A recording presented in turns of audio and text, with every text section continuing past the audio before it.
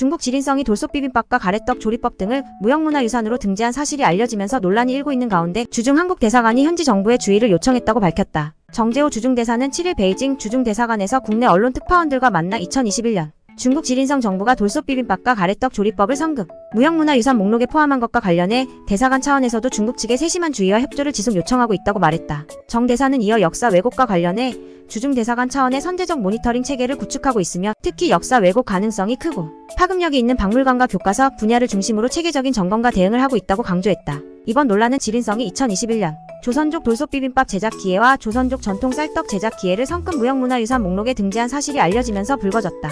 지린성은 중국 동북 삼성 중 하나로 연변 조선족 자치주를 중심으로 조선족이 많이 거주하고 있다. 한식문화사전에 따르면 돌솥비빔밥은 1960년대 전주 지역의 한식당에서 등장한 이후 전국적으로 퍼져 현재는 세계적으로 알려진 한식 대표 메뉴로 자리 잡고 있다. 지린성이 돌솥비빔밥을 조선족 음식으로 등재했으나 구체적인 근거는 제시하지 않았다. 이 조치는 자국 내 소수민족 문화를 중화민족 문화로 체계화하려는 중국 당국의 정책 연장선상에 있다는 분석이 제기되고 있다.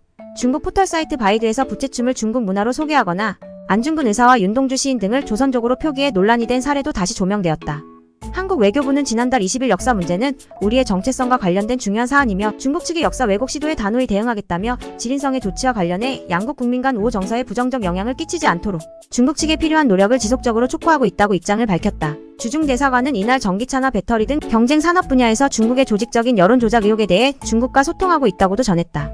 대사관 고위 관계자는 한중 간 정서 개선이 시급하다는 인식하에 세심한 주의를 기울여야 한다는 소통을 하고 있다며 독립운동가의 국적을 중국으로 잘못 표기하는 사례에 대해 바이두에 공문을 보내 교정을 요청하는 등 적극적으로 대응하고 있다고 설명했다. 대사관에 따르면 지난해 43건의 독립운동가 국적 표기 오류를 바로잡았다고 덧붙였다.